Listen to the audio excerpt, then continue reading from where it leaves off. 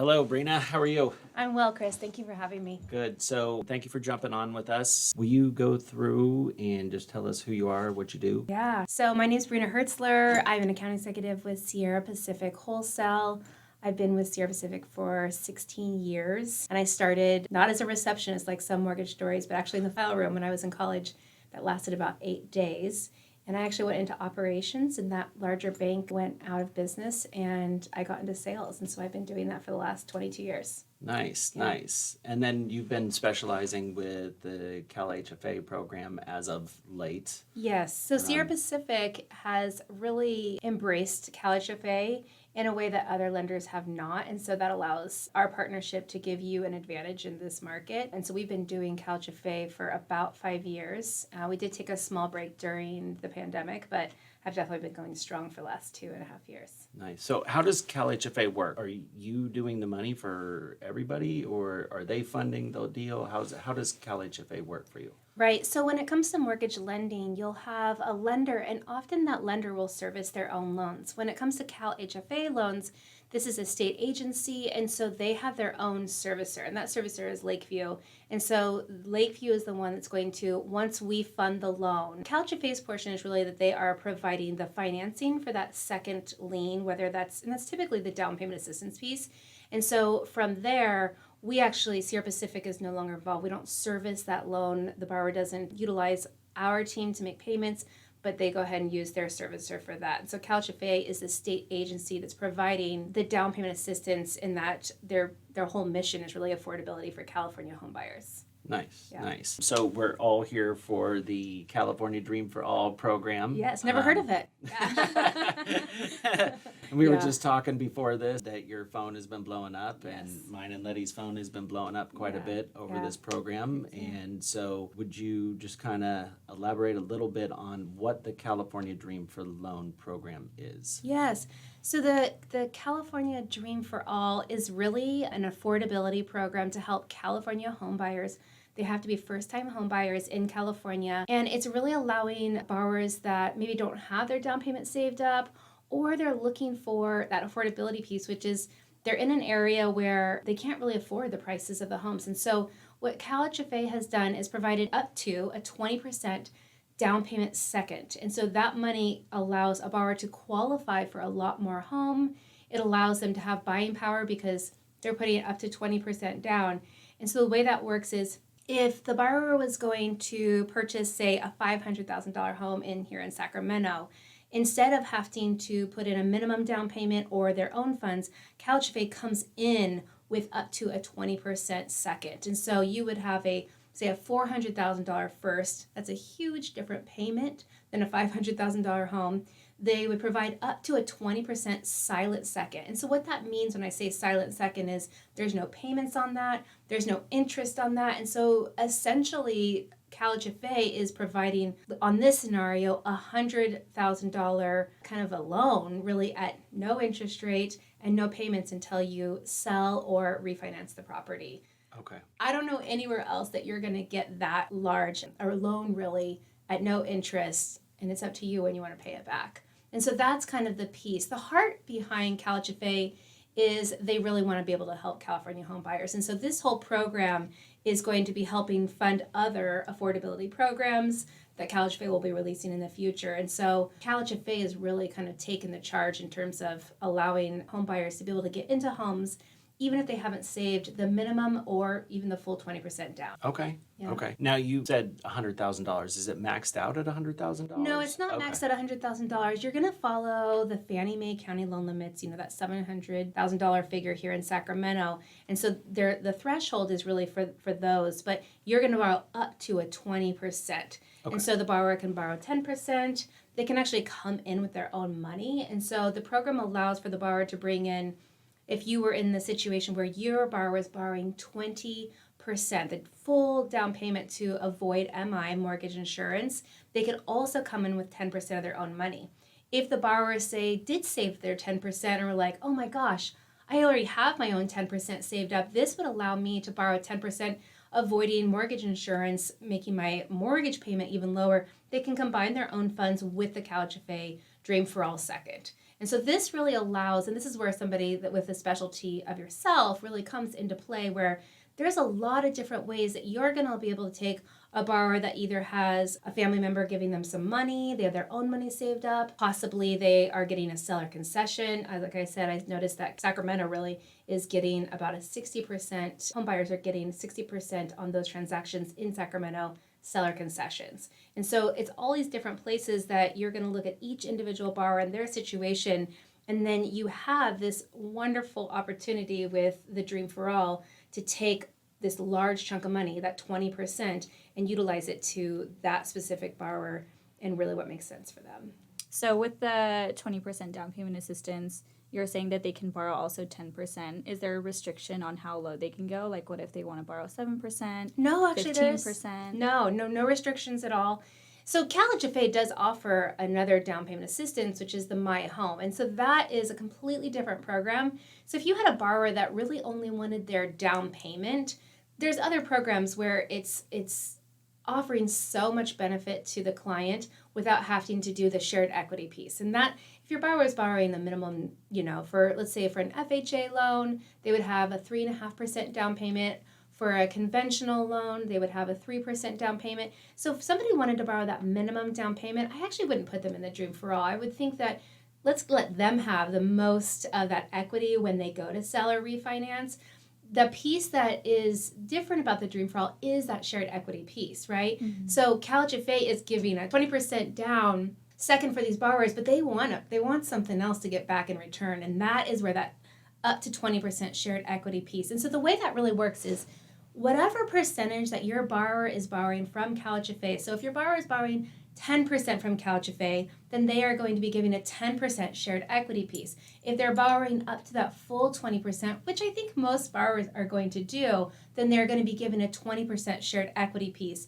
And the way that that's triggered in is when they pay off that second, that 20% up to 20% second, that's when that shared equity piece is triggered. So I really think it's going to be interesting for you and your clients, because that expertise that I talked about with your team is going to not come into play just when they purchase the home, but there's going to be these other places where they're going to be really needing that trust relationship as, hey, CalHFA is going to allow a one-time refinance with a subordination of that second lien, which is a really different option. I'm glad that they're doing that on this program. So what that means is, in any other situation, you wouldn't be able to refinance when the rates change without paying off that 20%. CalHFA in this Dream for All is allowing a one-time refinance with subordination, meaning that you don't have to pay back that 20% second at the time of refinance. And so that's where they're going to really want to make sure that they're staying close to you guys and in contact, because they're going to have that option. And then when they go to refinance, there's also going to be that special spot where they're going to refinance at the best rate. But I think most borrowers are going to really want to refinance paying off that second when the appreciation is the lowest. Yeah. Right? Because you're not going to want to share, that wealth of being a homeowner with CalHFA.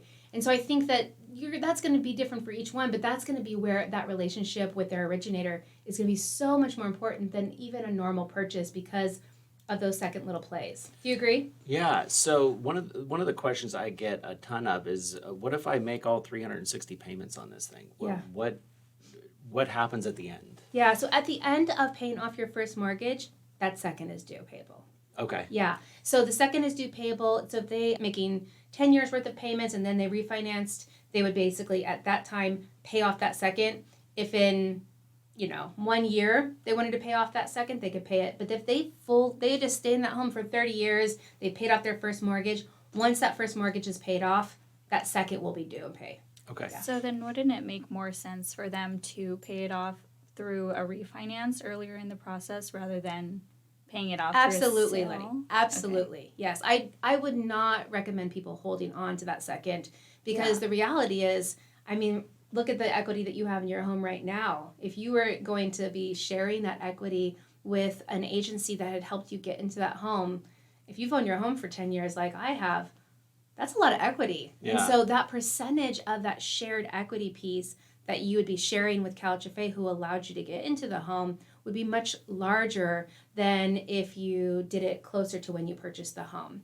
The one thing to note is that when they allow that one special refinance where they allow that subordination of that second, meaning that you don't have to pay that back and you can still refinance when the rate is lower, that has to be waited till after 12 payments on the program. And so you can't just, do it in 6 months. You do have to wait until 12 payments, so essentially 13 months. So let me ask you this. Do we have to go and get approved with Lakeview funding, or do we go back to you and say, hey, we're doing a refinance for Mr. and Mrs. Smith, and everything's put in place again for Cal HFA? Like, how does that work? How does that subordination work?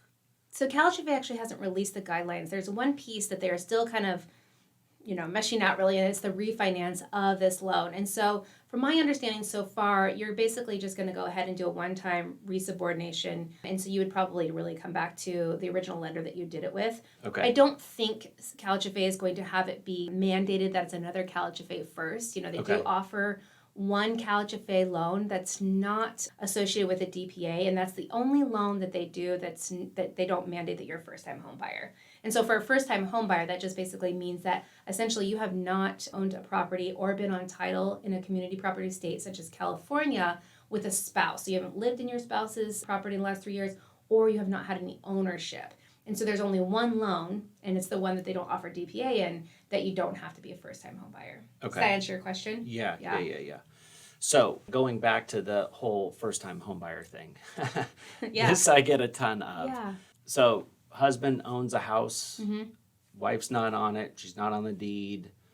Can she go out and buy a home? She cannot. She cannot. Because California is a community property state, if for Cal HFA, because she's lived in that property, then she will not be considered a first-time home buyer. Let's talk about a different situation. If you had a grandmother, however, that had put on title her granddaughter onto her home, the granddaughter had never lived in the property, that granddaughter would be eligible.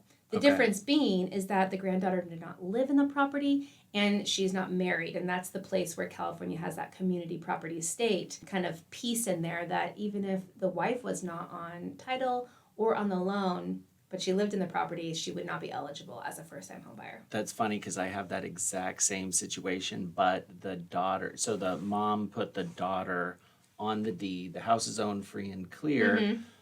Daughter wants to do this particular loan. However, the daughter still lives with the mom. So that's an interesting, tricky situation. We may want to check with Cal HFA on that because typically you're not living in the property. But I don't know. That one actually might go because it's not a spousal situation and she really doesn't have any ownership piece onto it. So I think we should check that one out. Will you please? Because that would just make somebody super happy. Oh, good. Okay. Yes, definitely. Yeah. And that's the real big piece about living in the property. That's the one caveat that separates when you're a spouse that you can't actually be a first-time home buyer. But a daughter and a mother, I just don't know if that living in the property piece is going to disqualify her. Okay, and everything says, like, our tax returns have that address. Everything has that address. Yeah. So I'll follow up on that one. Okay. Yeah. This will be the third time they've heard from me this morning. She's usually like, "Good morning, Brina." And I'm like, "Good morning. It's me again, your favorite account executive." Nice. Yeah. Nice. So on the 20%, is there a max that they'll go, or does it go on forever? So if they bought a $500,000 house and in 30 years from now the place is worth $5 million, I'm just making numbers up, but that'll be great. Is that 20% of no, the nice $450,000? No, the nice thing that Cal HFA did is that they put a cap. So if you are a borrower, and this is kind of one of those pieces where it's like, okay, so it's a 2.5%. So basically, essentially 250% of the appreciation. So if you have let's go that same $500,000 scenario where they're doing a $500,000, they took 20% down payment second, so that'd be $100,000. At that time, that amount would only be able to, if the appreciation went up to $400,000, like for instance, actually my house is this one where you buy it for in the 3s, now it's worth in the 7s, since you have like a $400,000 appreciation, right? At that point, if I had borrowed $100,000, my cap on that would be $250,000. Okay. Right. So I wouldn't have to share the full 400,000 percentage. And so anytime that you pay off that second, for instance, in an easier situation, if you had a $500,000 house, that same situation, you did a 20% down, so you have a $100,000 second. And when they went to sell the property is now worth $6,000. that'd be $100,000 in appreciation.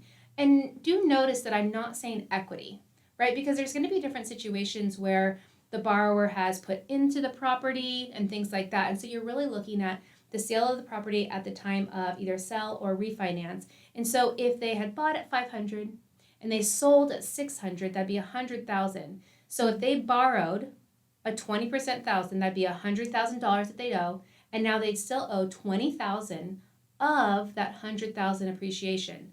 So at time of sale or refinance, they would owe CalGFA $120,000. So this is one thing that a lot of people will want to know, especially me, as we get down to it. So let's say that take that same scenario and they go to do a refinance. Is it considered a cash out refinance, or is it considered a rate and term refinance if they're paying off that Second. 100,000 plus the 20? So no, it's a purchase money first, right? Perfect. I mean, it's a purchase money second. Yeah. And so it's not considered cash out. The interesting piece is that you're going to have to be in the property for a while to be able to have an LTV at a place where you can actually pay that off, right? So essentially for most Fannie Mae loans, it's going to be a 95. And if you were doing an FHA, which kind of sounds like we're not going to do an FHA, Yeah. but with the differences in MI and things like that, that might be a better payment for the borrower at that time. And so you'd be able to go up to that 97% figure. Yes, you can do it as a rate and term. I think it'll be interesting to see how many borrowers are actually able to do that at that time, because I think most borrowers that are going to be getting into this program are going to probably have that second for a few years. Yeah. Right. And so they're going to have that opportunity to have some equity built up to be able to kind of make the, loan to value LTVs work for the specific guidelines of refinancing. Yeah. Yeah. That's going to be interesting to see how you said the relationship piece is going to be really important. Oh my Just gosh. because I feel like if you're just churning and burning all of these clients and you Right. don't keep in contact with them, Right. who knows what's going to happen. You're going to have to really keep track of the numbers. Even not having like an origination team like yourself that has such a pulse on the market. Yeah. Right? I mean, if you just had anybody that you called, so imagine your borrower is in a situation, there's going to be a special home buyer education course, which CalGFA always kind of mandates. There's going to be a separate one to make sure they know, like, hey, we're giving you a $20,000 second. You understand that you're going to also give us something back in that shared equity piece. But you can imagine that if they didn't come back to their originating team that did this loan with somebody they trust, anybody could be like, yeah, let's refinance you out. And it might not be the opportune time. You may say, hey, let's hold it. I think things are going to go a little bit different. Like, for instance, right now, I mean, I think borrowers are like, are rates going to go lower? Are they not? Yeah. And so I think that if you don't have somebody that knows what they're doing, they're going to be refinancing those people at a time that's not opportune for their situation. The wonderful thing that's really going on right now is that, Chris and I have talked about this, that first-time home buyers in California have this magical opportunity already right now. And so I think that for borrowers that can find a home and get into contract right now, they have this opportunity to have the buying power, the purchase power of a buyer's market, and have the ability for someone else, the seller, to help pay for those closing costs. That's actual real money. That's not something that, that's like, real cash that they would actually have to pay to be able to buy that house. And so they've got this like overlapping situation where you're already in a buyer's market with purchase power, and now you've got the dream for all that's coming in with an opportunity to put 20% down and not have any payments on that. And so that's this special, like I said, this magic opportunity that's going on right now, and it won't last, right? I mean, I think as the market really heats up, and other people become comfortable buying homes and they realize that, yes, the rates will likely change. Yeah. And if they go down, you can refinance, right? And I think that if you wait for that, then you lose the opportunity that CalGFA or not that you have as a first-time home buyer in the current market that we have right now, specifically even in Sacramento. So real quick, say they don't have the closing costs. Yeah. They got their 20%, but they don't have the closing costs, and the seller isn't willing to pay for closing costs. All of a sudden, there's a big demand in the market. How do they make that work? Yeah, great question. Okay, so the way that the 20% down payment from CalGFA works is that you can utilize that either for down payment and or closing costs. And so when you've got a borrower that either has their own money or they're getting a gift, you as the originator are really going to structure this to the benefit of the client. And so in a situation where the client's like, I actually have saved some money, I would like to be able to utilize that money for my closing costs or for my down payment. So let's talk about a borrower that saved, say, 3%. I anticipate that most of these loans are going to cost about 4.5%, right? Yeah. And so in that situation, you as the originator are going to work with, okay, so your options are this. We could put all the closing costs, that 4.5% into the Dream for All, and then you would have, say, let's call it a 4.5%. Then you would have a 15.5% down payment second. So they may still have a small MI. I mean, we're talking $40-$50. Yeah. Some people are going to be much more comfortable keeping that cash in the bank and having CalHFA's Dream for All finance the whole amount. And I think that really is going to come down to the individual. And so there's lots of different ways you can do it in terms of structuring. And those are the things that you and I work with. But you really, obviously at this point know what you're doing. So you could have a borrower that is going to use their saved funds or their gifted funds and put all of that in the cash to close and use the full 20% for down payment. Or you could have a borrower that is going to kind of mix it up a little bit, and you can have up to a first at 85%, meaning that full 20 can take you to a 105 CLTV. Okay. Right? So there's different ways that you're going to structure it. I think most borrowers are going to either not have the money or not want to pull their cash into this and just use the full 20% for utilizing closing costs and DPA. And so I think you're going to have a lot of clients are utilizing a 15.5% down, making their first at an 85% and then having a tiny MI. Okay. Yeah. Mm-hmm. And then you're going to have some borrowers that, put the full 20%, no mortgage insurance, and then utilize their own assets or gift funds for that 4.5% closing costs. Okay. But then, of course, if you get a seller concession, we want to apply that first, and the borrower's coming with the least amount of money. Yeah. Brina, what are the FICO scores that qualify for this program? Because we've been hearing a lot about 680, and then we've actually heard a lot of buzz about it going down to 660. Yeah, I've heard the same, and I've even seen people get people into contract at 660 with payments and all kinds of wild stuff. So it's a great question. There is so much. You guys, I've never seen anything like this. Yeah. I mean, it's insane, but great question. So when you're looking at a borrower, you have two different kinds of borrowers, and you have what's called a low-income borrower, and that's really where CalHFA wants to help those low-income borrowers. And there are specifics with that, whether it's lower mortgage insurance or lower FICO's credit scores. So for a low-income borrower, the way that you would anticipate that is that it's an 80% of the area median income in Sacramento or that borrower's county.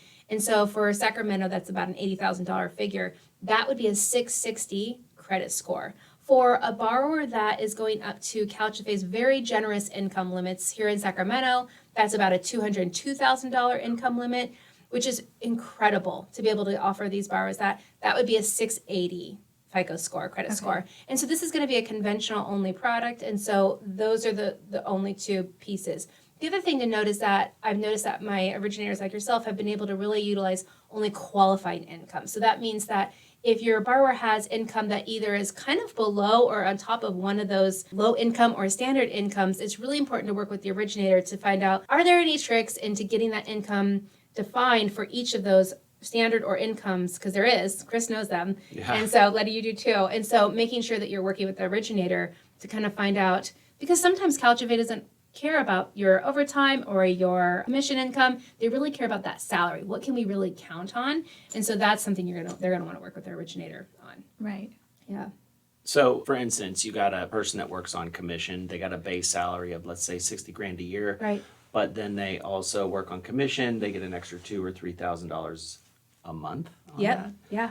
You can kind of exclude that and base it on the $60,000. You actually can. Yeah. So what they really care about is qualifying income. And so the difference is, I think there's some programs where it's like, oh, is it the total household? And is it, the cat and the grandma and everybody? And on CalHFA specifically, That's true. It you used know, to be that way. It did. Oh, gosh. And so the important piece is that, yes, you can have a borrower that is making, so for instance, call it the $80,000. So they're making $60,000 on their base salary, or their hourly base is $60,000, but their overtime and their bonus is pushing them over that low income. You can use just their qualifying income. Okay. You can have a married couple that they both make $60,000 and they can qualify on just one of the spouse's income. You would obviously put the other spouse on the application, because the one thing that's important for CalHFA is that all credit applicants that are basically coming onto the transaction need to credit qualify, but they don't all have to income qualify. So Okay. you can actually put both the spouses on there. They both have to meet the credit qualification that we just spoke about, which is the 680, or for a low income 660. But you don't have to include both of their incomes. You can qualify off just one of their incomes. Okay. Yeah. Okay. Yeah. And that works both ways. It also works if you have higher income borrowers, right? And they're trying to do the Dream for All conventional, and maybe they both make 150,000 and they really want to do this, but they can qualify off one of those incomes. You can actually put both borrowers on the loan and they'd be able to buy the home together, but you would not utilize both of their incomes, allowing them to come under that standard 202,000 income limit. Oh, that's interesting. Yeah. Okay, so when you do the payback, Mm-hmm. right? Yeah. What triggers a payback? The trigger of the payback is when that 20 up to 20% down payment second is paid off. That's a trigger, Okay. right? And when you ask that original question of, well, what if they pay they make their 30 payments or 30 years worth of payments, what happens then? At that time, the second's due, and so is the shared equity. Okay. Right? And so anytime that second's paid off, shared equity is then. And that's what I meant, is when you want to really consider, is this the right time to pay off that second because of that shared equity piece? Because once you pay that off, that comes with it. Yeah. That'll be that little finesse, Yeah. that you do. So husband and wife, and let's say you did that situation that we were just talking about. Husband and wife do it. They keep her off of the loan because maybe she has a 640 credit score, but he's got a 700 credit score. Mm-hmm. You go to close on the loan. Wife wants to be on deed. Can that happen? It can't. Okay. Yeah. So transfer of title, any changes to title are really important. Occupancy is really important to Cal HFA. And so if the borrower's spouse cannot credit qualify, then she actually can't go on title or the And that's loan. with all Cal HFA All products. Cal HFA. Yeah. Okay. You can't add them to title afterwards. That's a big deal with them. If they're going to be on title, they have to be on the loan. They have to credit qualify. All right, one more thing. How about Mm-hmm. a trust? Can you put the house into a trust? Because that's super important, right? It is really important. I think especially right now, I think a lot of people want to do this. I'm glad you asked that question, because I just asked CalGFA that question and they said, no, you can't actually do a trust with CalGFA, but What? you can do it after the fact. And so that's something that we would want to kind of, yeah, so you can definitely do it after the fact, but you can't do it through that transaction. Okay. Obviously, they were really specific that it's got to match identically, right? So if it's Mr. Chris Kennedy, on the loan, it's going to be Chris Kennedy Trust. Yeah, so that's really Okay. important. So they do allow it after the fact, but not through the transaction. Okay. And it does, the name of your trust has to be Really? identical Yes. to your name. Yes. Okay. And I think when you get those, just check with me, because that was something I recently asked CalGFA, because I think that that's going to become more popular, and Yeah. it's, people want to make sure that things are secure. It's super important. Yeah. I had gotten a question, Brina, that with the silent second, can you make additional payments towards that second or that down payment assistance that they're giving you? That's a great question. You're the first person to ask me that question. I don't know that you will be making any payments on that. Okay. It's funny because when I talk about this loan, I'm like, okay, if they get this, they're going to really need to set up a separate account and start putting money in there to be able to pay that off.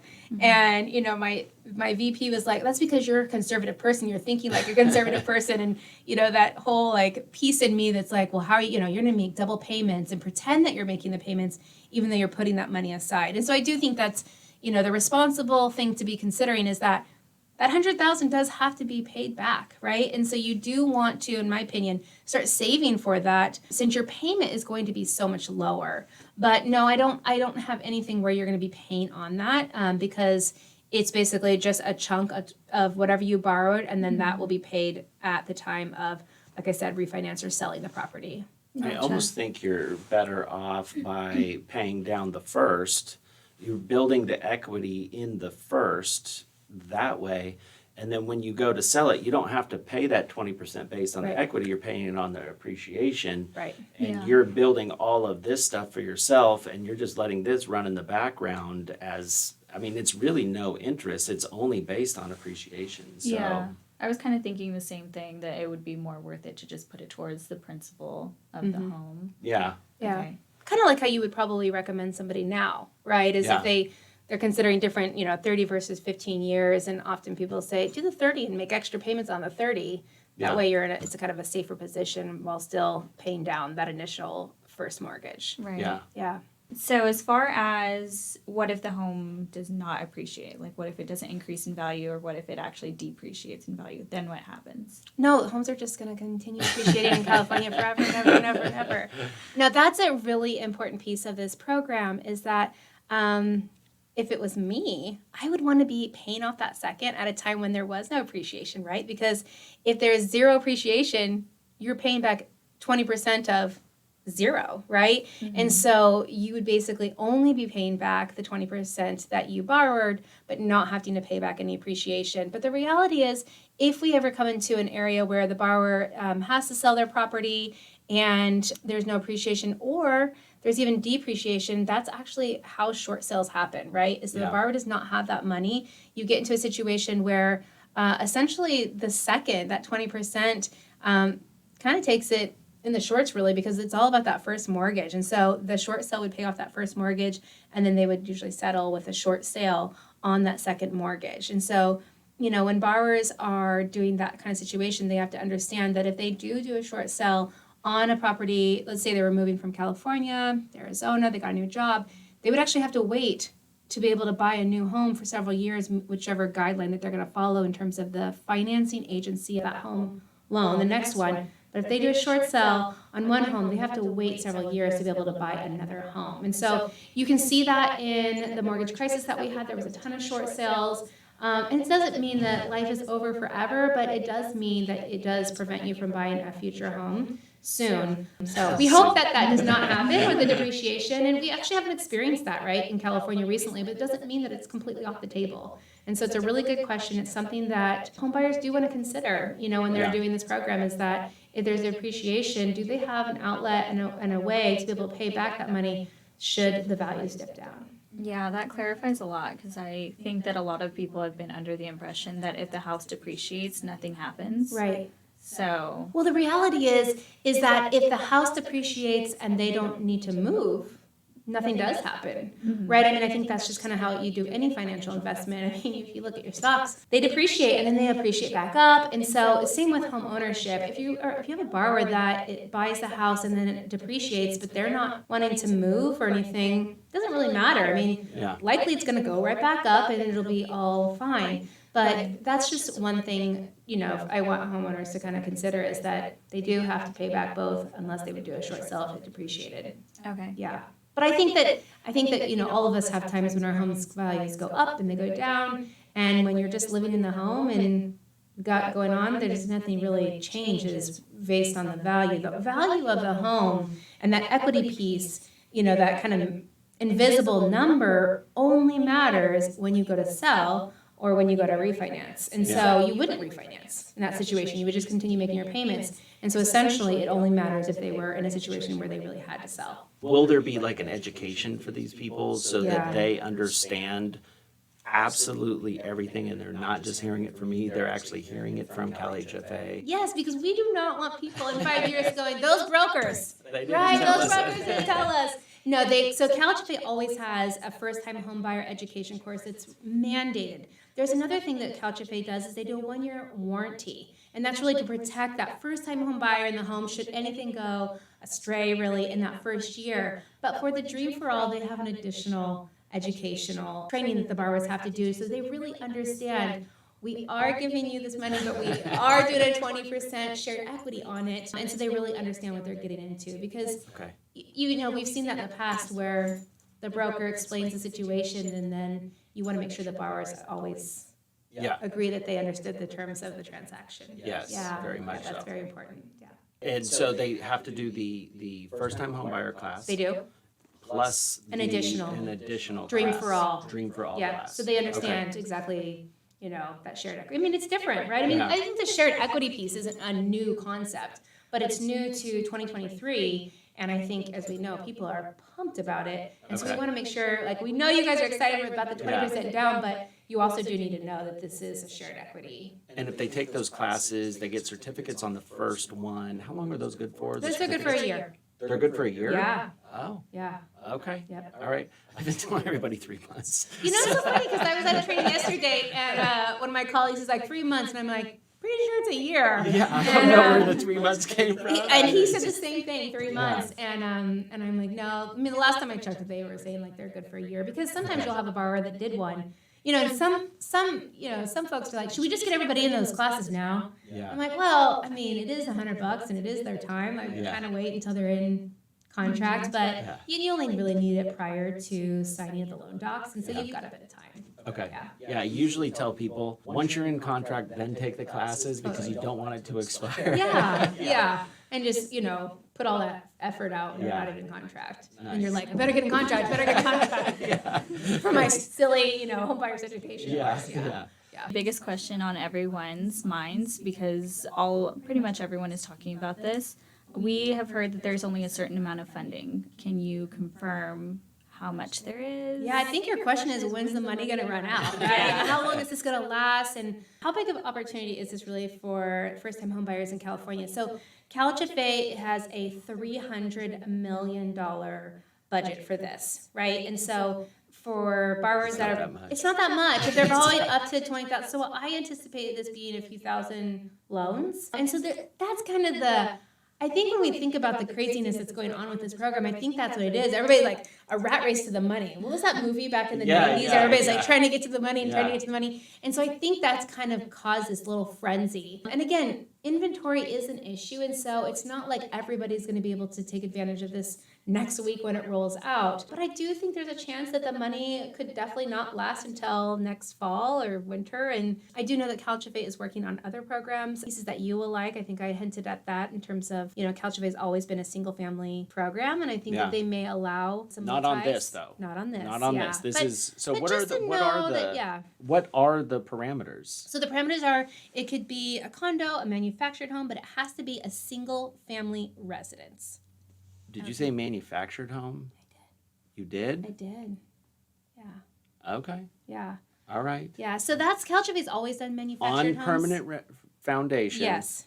They have to own the dirt underneath them. They do. Right? Yep. They have to have the deed to the land. Yes. Which is really what Okay. separates somebody that lives in a mobile home, right? Yes. And so if they're in a mobile home, which is another thing, considering if you actually had somebody that was living in a mobile home, it's not real property, and they would be a first-time home buyer.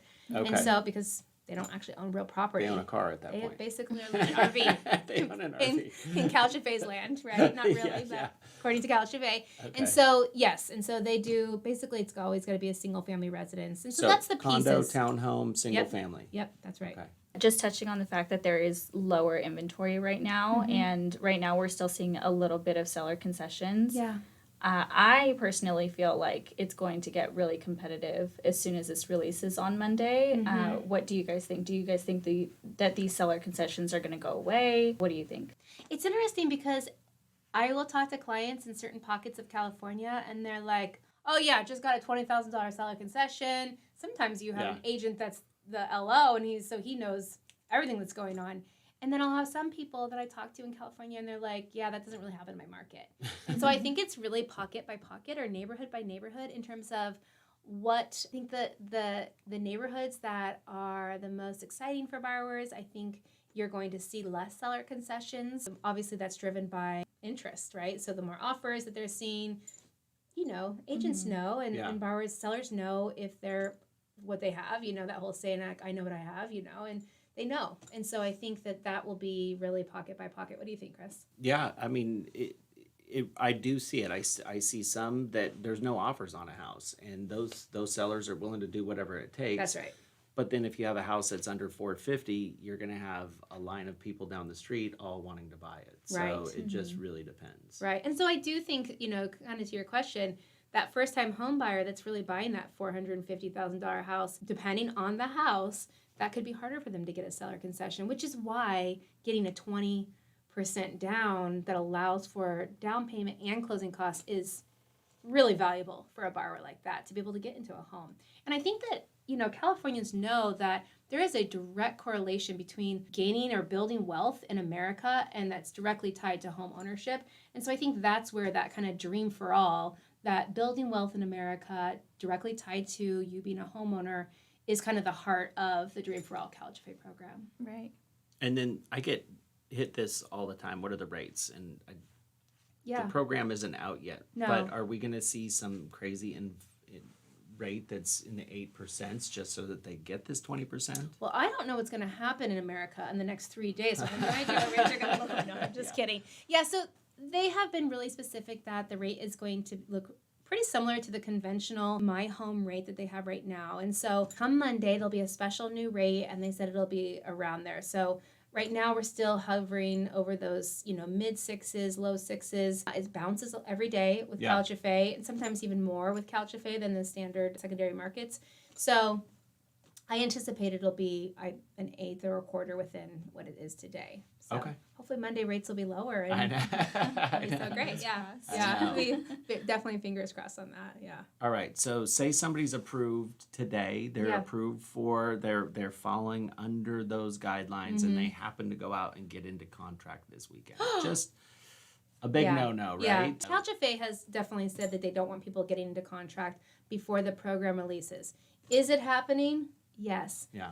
Would you want to do a 14-day close on that? No. No, right? So that's something that the seller and the agents are going to really need to understand is if they got somebody in contract and they were really waiting for the program to be released and everything goes according to plan, it gets released on Monday, March 27th, then you're just basically, you've just got a couple days until you're able to really submit that to Sierra Pacific and then be able to get CalHFA's approval. And the nice thing that you guys have that not everybody in the market has is that Sierra Pacific is CalHFA's #1 wholesaler. They love Sierra Pacific. And so we're able to get these loans done much quicker and easier for, our partnership than other borrowers are with other partnerships. And so I think people are probably getting a contract and then just waiting for the program to get released. So I remember back in the day, it was a 45-day nightmare to do CalHFA. Oh, yes, it was. Yeah. And I've noticed lately that they've really streamlined that process. Yep. Is there still a full second underwrite the way that it used to be? Or and I do think that's based on the relationship with Sierra because we have a relationship where they basically 3 years, no homeownership, great, move it on. And so it goes really quickly with us because of their trust in our underwriting. But if you have an approval with Sierra Pacific, CalHFA isn't going to push it back and go, I'm not sure I agree on that income. That's just not going to happen. And so to your point, absolutely. I mean, I think that a lot of people weren't doing CalHFA for a while because a lot of people, I had brokers go, fine, okay. Is it really as easy as you say? And I'm like, it's, what you know about a normal loan, it's just allowing the down payment to be paid by the state agency. The California has this funding for these borrowers under, like I said, the heart of offering affordability. And so, yes, I do them in 21 days or less most often. I do think that it's going to get really busy at CalHFA, and so you don't need 45 days. I think a 30-day escrow should be covered. Okay, I've been telling them that we're probably looking at a 30-day because they're going to get inundated. Yep. And slammed right away. Yeah. And I think that's wise. I mean, I think it's better to shoot on the conservative side and then close early rather than go in with our normal I can get these done in 15 to 20 days, and then you didn't anticipate them. But you're right. CalHFA has really streamlined the process. They talked about the technology that they've invested. Because I do think we are on the brink of millions of first-time home buyers coming to the market, and I think they really see their place being a hand in helping homeowners be able to get into homes. And so I think they invest in that technology, which will serve all of us best. Yeah. So where would a borrower that does want to apply and stuff like that? So I've done a bunch of research myself, and there's not a ton of information out there other than what I've learned from you, what I've learned from the classes and that kind of stuff. But if a borrower just wanted to do their own research, I don't find anything on the CalHFA website. You're right. And the reason being is that CalHFA hasn't released the program yet. Okay. So as of Monday, they will have their official handbook with all of the guidelines that we've talked about. They put out a little essential, handbook, and they could probably scrub social media and grab that handbook. I know that on Sierra Pacific Wholesale's website, we posted the handbook on LinkedIn. So you can have that for the consumer. But I think Monday is the day that they'll have that full handbook. They can be able to read those things. But it has been interesting because you will search around and there's nothing out there. And then sometimes you find one little thing, you're like, is this legit or is it not? And, you can't go off of some, linked thing that's not really from CalHFA with their stamp on it. And so, we're just right around the corner for them releasing that. And I think it's wise to just, hold tight until Monday when they release those guidelines. Okay. Yeah. And then the first day to lock would be when? Monday? Yeah, so Really? Sierra Pacific will allow locks on Monday, the 27th. So if We've already confirmed, like, hey, we're ready, right? You guys got this. We've got people waiting, they're trained. And that's a big deal, right? Is because, being the preferred lender for this program, it's important that we, we were on the committee with CalHFA on this program, so it's kind of given us a leg up. But yeah, you can lock on Monday. Nice. Yeah. Nice. Yeah. And okay, so once you lock, is your money reserved? Exactly, yes. And so the only thing that would change, for instance, if they had locked on an old program and now they're like, oh, I want this Dream for All, they can't actually do that. So you want to make sure that you're ready to go on that program when you're locked. If that property fell off, they'd be able to get another lock. But yes, once you're locked in, you've got that loan, right? Okay. And so if the program, let's fast forward to whatever that period of time is, Letty, that you talked about is, when's the money going to run out? So let's say that we're around that time and you lock it before the money is run out, and then you're in transaction when the money is gone.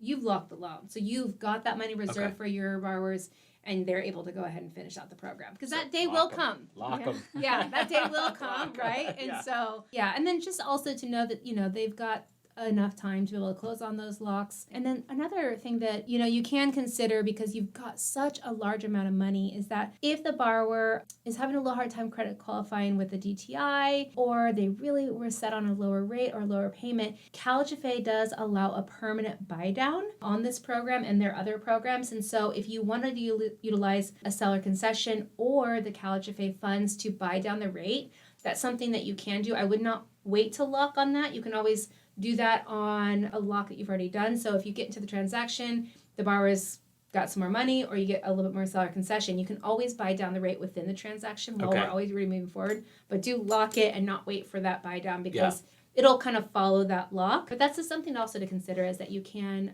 permanently buy down. It's expensive on certain pieces of buying it down, and other parts it's not. So it's very day by day, and they don't publish it. So Nice. Yeah, I was going to say, it's interesting that you're telling us that we could buy it down, because at the training that we went to, they're like, we don't publish it. And they don't. Case by case. Yeah, my team will take care of that with your team. And so you basically reach out to us, and we'll basically go directly to CalHFA and their lock department, say, hey, what's the, for this loan on this day, this exact one, what's the buy down for this borrower? And so then it kind of follows that borrower. And so, if you ask for the buy down on the day you locked, or you ask for the buy down costs a week later, it's the same buy down price. But no, they don't publish it. Okay. Yeah. Okay. So you mentioned Monday the 27th. Yeah, that's the big day. We're good to go. Yeah. Get your coffee. Yeah. Yeah. Dude, we've needed coffee lately. Woo. We've needed a lot of coffee Yeah, lately. yeah. It's been one after another after another. Yeah. Like, I have Elizabeth even helping out to get, borrowers approved in advance and everything. We're just bringing them right to the DTI and just holding on and okay, go. Yeah. Yeah. And it's smart. It's like you said, it's been nonstop, and I'm assuming for someone like yourself, it's because I think it comes back to buying the largest purchase of your home really does take a trusted advisor, and so when you've got somebody with your caliber, I think that's probably another reason why your phone is really ringing off, is that your name is a gold standard, and so you don't want to just do this loan with anybody. I know. There's people that don't understand mortgages as well as you do, or don't understand this program as well. And so I think for, like I said, people with your caliber are going to be even more busy with this than some LOs that I think are trying to do the loan and probably don't have the yellow stuff, the notebook of... The loan officers that are also real estate agents, that are also their tax insurance preparers. People, that are also their Solar. tax preparer. Yeah, and they're solar. solar. They're Yeah. solar, yeah. And then they can do Uber driving. Yeah. Take it slow. yeah. The whole caveat of tricks in the bag, right? Exactly. That's been interesting, I'm sure, for you as well as myself. Is, Yeah. When you've been in the business as long as we have, it's... You're like, you do what? I know. Yeah. And then when it's not as busy, your spouse is like, wow, what's going on? I'm like, oh, it's just a little low valley, and come March 27th, it's going to be a floodgate again. Yeah. So, Yeah. Okay, Awesome. I have a question. Yeah. I hate to use this word, but It's okay. for millennials, Yes. like myself, Yes. I think the millennial generation is really, really excited about this program, just because rates have been higher, and a lot of people just haven't been able to get into a home. So I feel like a lot of this generation, or the millennial demographic, is really excited to take advantage of this program. But I do see other people who have been in the business as long as you two have, like 15, 20 years, that there's a lot of skepticism. They hate the program. They are advising against it. So I kind of want to see how you guys would speak to that and why you two think it's a good idea or a bad idea. Love that. I know. Yeah. Well, I would say as long as I've been doing this since 2001, first off, I've never seen a program that equals this at all. And not even close. Because I saw a lot of 80-20 loans, and I saw a lot of weird loans during the 05 to 08 mess, and this loan is nothing like that. This is seriously one of the best things a buyer can do if they don't have a down payment and they're looking to get into their very first house. It's a powerful loan. Mm-hmm.